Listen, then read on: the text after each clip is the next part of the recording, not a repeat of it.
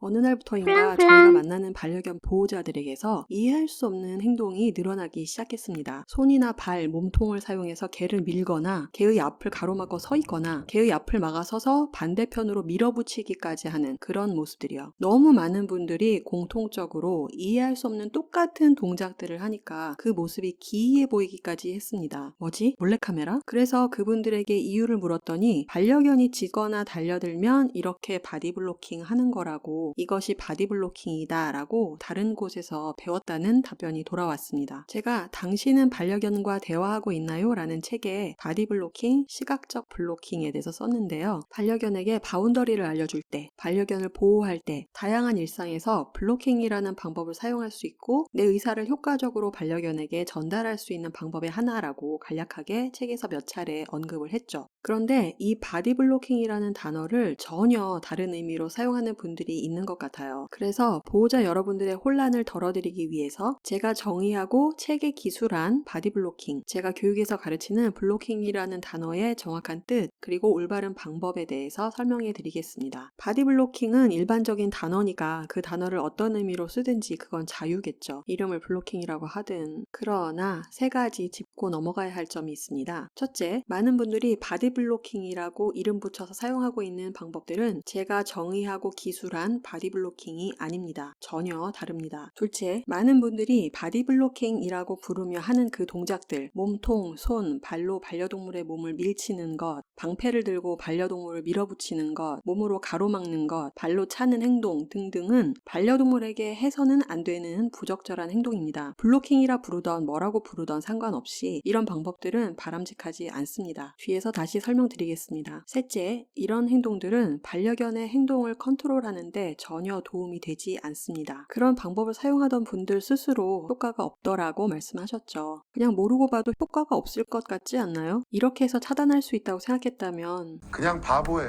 개가 여러분보다 당연히 빠르고요. 보호자가 막으려고 달려나가는 사이에 반려견은 더 앞으로 달려나가 버리니까 오히려 상대방과 거리만 가까워질 뿐이고 상황은 악화되겠죠. 네가 나를 밀었으니까 나도 너를 밀겠다. 그럼 너는 더 이상 나를 밀지 못하겠지? 라니 3살짜리 애들 싸움도 아니고 교육 용어가 아니라 그냥 블로킹이라는 단어로만 생각해봐도 이건 바디블로킹이 아니라 바디슬램이라고 하는 게 맞겠죠. 그리고 바디슬램은 락 콘서트나 레슬링에서 하는 것이지 반려동물에게 할 행동이 아닙니다. 부적절한 행동일 뿐만 아니라 오히려 우리가 원하지 않는 반려견의 행동을 강화시키죠. 여기에 대해서도 뒤에 다시 설명드리겠습니다. 제가 국제 자격을 갖고 있으니까 제가 설명하는 내용은 이미 해외에 나와 있는 내용이겠지라고 착각을 하는 건지 저희 자료들을 함부로 도용하는 분들이 보이는데 아닙니다. 폴랑폴랑의 자료들은 저작권 보호를 받는 폴랑폴랑의 고유 자산입니다. 인용할 때는 합당한 방법으로 반드시 출처를 밝혀주시기 바랍니다. 바디블로킹에 대한 설명만 해도 분량이 많기 때문에 전체 내용을 여기에서 다 설명하기는 어렵지만 제가 책에 기재한 블로킹, 제가 가르치고 있는 블로킹이 무엇인지 개념을 이해하시는 데 도움이 되실 거라고 생각합니다. 자, 바디블로킹이 뭐냐? 여러분이 언어도 모르고 처음 방문하는 어느 나라 공항에 도착했다고 생각해보세요. 출구를 찾다가 앞에 문이 하나 보이기에 그 문을 향해 걸어갑니다. 언어를 모르니까 관계자 외 출입금지라고 쓰여있던 걸 몰랐던 거죠. 직원이 나타나서 여러분에게 출입금지 지역입니다. 돌아가세요 라고 하면서 여러분이 더 이상 접근하지 못하도록 막겠죠? 어떻게 막을까요? 여러분을 발이나 손으로 밀어버리나요? 몸통으로 여러분을 밀어내나요? 만에 하나 그런 행동을 하는 사람이 있다면 여러분은 길을 안내해줘서 고맙다고 느낄까요? 아니죠. 굉장히 불쾌한 상황이고 불필요한 신체 접촉이라고 생각하겠죠. 여러분이 외국인이고 자국어를 모르겠다고 생각될 때 직원은 여러분에게 더 이상 이 선을 넘어오지 말라는 제스처, 바디랭귀지를 사용하겠죠. 그것이 제가 책에 쓴 블로킹에 가깝습니다. 우리의 반려동물들은 넘어오지 마시라요, 이 선을 넘지 마시오 하고 부탁만 해도 고맙게도 거의 대부분의 경우 우리의 부탁을 잘 들어줍니다. 그렇게 부탁할 때 우리가 사용하는 바디랭귀지가 바로 블로킹입니다. 블로킹은 평상시에 다양한 상황에서 아주 유용하게 두루두루 사용할 수 있는 커뮤니케이션 스킬입니다. 엘리베이터 탔을 때, 횡단보도 앞에서 기다릴 때, 움직이는 물체에 지나친 관심을 보일 때, 식사할 때, 일할 때, 반려견이 내 바운더리를 존중해주지 않을 때 모두 블로킹을 사용해서 소통할 수 있습니다. 교육에서는 우선 2가지로 나누어서 가르쳐 드립니다. 바디 블로킹, 그리고 시선 블로킹입니다. 시선 블로킹은 시각적 블로킹이라고도 합니다. 여기에 더 추가적으로 설명드릴 내용이 있지만 그건 오프라인 교육에서 만나면 참가자에 따라 상황에 따라 알려드리기로 하고요. 바디 블로킹, 시각적 블로킹에서 여러분의 몸이 물리적으로 개의 몸에 닿아야 할 이유는 전혀 없습니다. 그래서도 안 되고요. 올가미로 반려견을 훈련한다는 경악스러운 내용이 버젓이 방송되는 나라에서 그 정도가 뭐 대수냐고 생각하는 분이 있을지도 모르겠습니다만 개의 몸을 물리적으로 밀어내거나 밀쳐내는 행동들은 부적절한 행동입니다. 기초훈련 교육 정도만 제대로 받았어도 알아야 할 상식이고 보호자이든 도그워커이든 저희 교육에서 그런 행동은 허용되지 않습니다. 생각해보세요. 낯선 사람이 여러분을 발과 몸통과 손으로 이리저리 밀치고 있는데 여러분을 땅에 내리꽂는데 여러분의 가족이 그 광경을 곁에서 구경만 하고 있다고 한번 생각해보세요. 나를 보호해주지 않는 보호자, 나의 고통을 방관하는 보호자, 가족에 대한 신뢰는 그 순간에 산산조각이 나겠죠. 더 이상 신뢰할 수 없는 사람이 되는 겁니다. 그 트라우마, 그 분노는 영원히 지워지지 않습니다. 뒤늦게 후회해봐야 소용없겠죠. 그럼 어떻게 하는 것이 올바른 바디 블로킹인지 설명드릴게요. 블로킹을 할 때 여러분의 손이나 발을 사용해서 커뮤니케이션하는 경우가 많을 거예요. 서 있을 때는 다리, 앉아 있을 때는 손을 사용하는 것이 편하겠죠. 신체 구조상. 이 선을 존중해줘 라고 표현할 때 강아지나 고양이 앞에서 손가락으로 선을 그어서 보여주거나 손으로 경계를 만들어 보이거나 발로 경계선을 그어서 알려줍니다. 이게 바디 블로킹입니다. 반려동물의 몸에 손을 대거나 접촉할 이유가 하나도 없죠. 엘리베이터에 타면 반려동물을 뒤편 코너에 앉게 하고 발로 경계를 알려주세요. 그러면 반려견 대부분이 그 선을 넘어서는 행동은 잘 하지 않습니다. 이 행동은 반려견뿐만 아니라 주변 이웃들에게도 여러분의 의사를 전달하는 효과가 있어서 그 선을 침범하여 들어와서 반려견을 방해하는 사람은 많지 않습니다. 많지는 않을 겁니다. 않아야 합니다. 그래야 합니다. 횡단보도 앞에 서 있을 때는 여러분이 아무리 줄을 짧게 잡고 있어도 사고의 가능성을 간과할 수가 없어요. 갑자기 사이렌이 울리거나 뒤에서 누군가 뛰어나온다면 반려견이 놀라서 피하려다가 위험에 노출될 수도 있는 거죠. 줄이 짧으니까 괜찮겠지? 하고 방심하지 말고 언제나 바디 블로킹을 습관화하는 게 보호자와 반려견 모두에게 유익합니다. 몇 차례만 반복해도 반려견이 자동으로 횡단보도나 엘리베이터에서 자기 자리에 앉아서 기다리는 습관을 갖게 됩니다. 따로 훈련을 하거나 앉아 기다려 잔소리를 할 필요가 전혀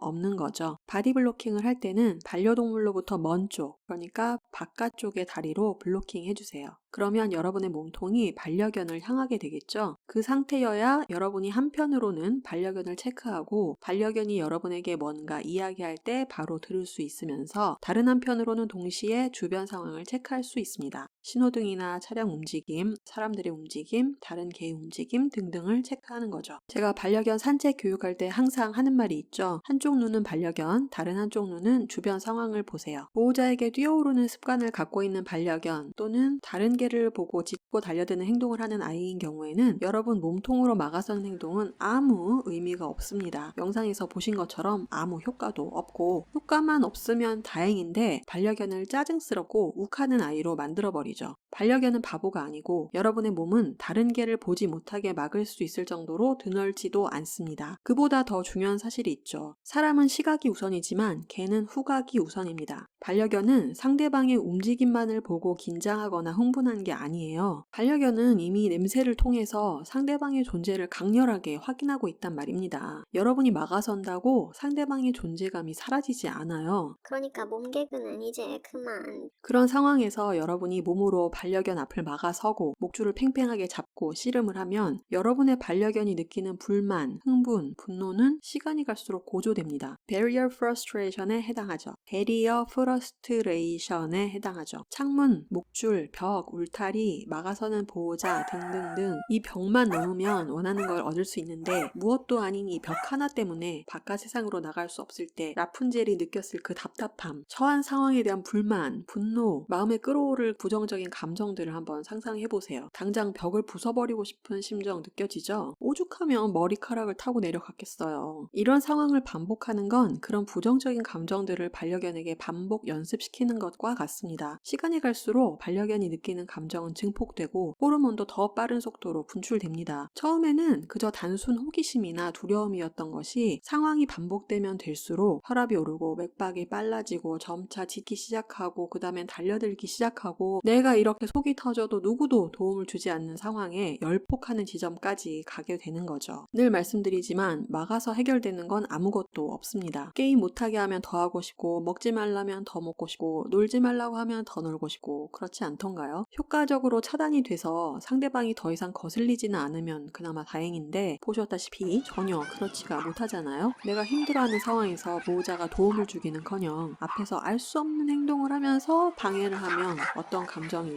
만약에 반려견이 짖고 달려드는 아이인데 지금 전문가의 도움을 받아서 교육을 받기는 어려운 상황이라면 이런 상황에서는 시각적 블로킹이 유용합니다. 반려견이 여러분에게 시선을 집중하도록 해서 짖고 달려드는 대상으로부터 벗어나는 방법인데요. 전문적인 교육법은 아니지만 이 방법만 몇 차례 반복해도 상당히 긍정적인 효과를 볼 수 있습니다. 경우에 따라 몇 가지 전술이 있는데 우선 기본적인 방법 하나를 설명드리면 반려견이 불편해하는 상대방이 지나가는 경우에 보호자가 바깥쪽에 서고 반려견의 시선을 보호자에게 집중시키면서 지나가는 방법입니다. 그렇게 하면 반려견이 불편하게 느끼는 상대방과 등을 진 상태로 지나가게 되고 보호자에게 집중하고 있으니까 상대방에게 주의를 기울이지 않게 되죠. 간식을 사용해서 집중시키는 건 좋은 방법이 아니기 때문에 권장하지 않습니다만 당장 팁만 알려달라는 분에게는 교육을 받을 여건이 안 되는 분들의 경우에는 일단 응급처치식으로 간식을 사용하라고 알려드립니다. 추천하는 방법은 아니지만요. 보호자에 따라서 반려견에 따라서 반려견과의 관계에 따라서 각자 평소 습관에 따라서 케이스 바이 케이스 전술을 바꿀 수 있기 때문에 어렵게 느껴지시면 교육에 오셔서 개별적인 지도를 받아보시기 바랍니다. 반려견들은 순식간에 배웁니다. 별도로 교육을 받지 않아도 이것만 제대로 반복 연습만 해도 많은 경우에 고민이 해결되죠. 지금 영상에 보시면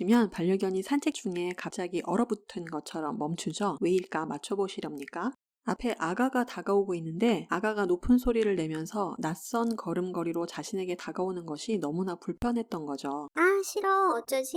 심리적인 불편함이 행동으로 드러납니다. 잘 걷던 아이가 멈춰서 가지 않으려고 하고 두리번거리고 얼어붙은 듯이 경직되죠. 산책 중에 반려견과 지속적으로 소통하는 보호자라면 이때 반려견의 의사를 이해하고 즉각 도움을 줄 수 있겠죠? 반대로 보호자가 반려견의 의사 표현을 이해하지 못하고 반려견이 여기서 벗어날 방법이 없다고 느끼는 상황에 놓이게 되면 반려견의 반응은 증폭되겠죠. 이것이 반복되면 습관이 됩니다. 그래서 산책 중에 반려견에게 집중해야 한다고 강조해서 말씀드려왔던 거고 이것이 우리가 반려견의 언어를 배우는 이유 중 하나겠죠. 이런 상황에서 여러분이 시전할 수 있는 기술로는 시선 블로킹, 바디 블로킹 또는 제가 책에 쓴 또 다른 방법으로 C커브가 있습니다. 영상에서는 아기는 점점 가까이 다가오는데 보호자가 방법을 제시하지 않자 반려견이 직접 방법을 찾았습니다. 주변을 체크하더니 보호자를 이끌고 C커브로 길을 돌아가네요. 아가에게서 벗어난 것을 확인한 순간 반려견이 하는 말 들리시나요? 후 하고 한숨 돌리고 보호자를 바라보면서 안도한 표정으로 미소를 지어 보입니다. 사랑스럽죠? 반려견의 언어를 이해할 수 있고 반려견과 소통할 수 있을 때만 느낄 수 있는 마음 깊이 넘쳐나는 행복을 경험할 수 있는 찰나의 순간이죠. 반려견의 언어를 알면 매일매일 매분 매초 행복을 맛볼 수 있는 순간들로 바뀝니다. 제가 쓴 당신은 반려견과 대화하고 있나요? 라는 책은 제가 진행하던 반려견 바디랭귀지 세미나라는 1시간 분량의 세미나를 글로 옮긴 것입니다. 반려견 언어의 극히 일부에 불과해요. 소통하고 싶다면 상대방의 언어를 아는 것이 우선이죠. 반려견 언어와 소통법에 대해서 여러 교육을 진행하고 있으니까 반려견 언어를 유창하게 구사하는 그날까지 교육에 참여해서 실력을 쌓아가시면 어떨까요? 정리하면 폴랑폴랑에서 말하는 블로킹은 폴랑폴랑 교육법이고 블로킹은 바디 블로킹과 시각적 블로킹의 두 가지로 이해하실 수 있다. 몸통으로 맞거나 반려견을 밀어내거나 발이나 손으로 밀치는 행동은 제가 설명한 블로킹이 아니며 어디인들 용납이 되겠냐마는 폴랑폴랑에서 그런 행동은 절대 용납되지 않는다. 반려견이 만약 짖고 달려드는 아이이거나 사람에게 뛰어오르는 아이인데 교육을 받을 수 있는 여건이 안 되는 상황이라면 시각적 블로킹, 바디 블로킹 또는 C커브를 폴랑폴랑. 활용할 수 있다라고 이해하시면 되겠습니다. 오늘도 여러분 폴랑폴랑 하세요.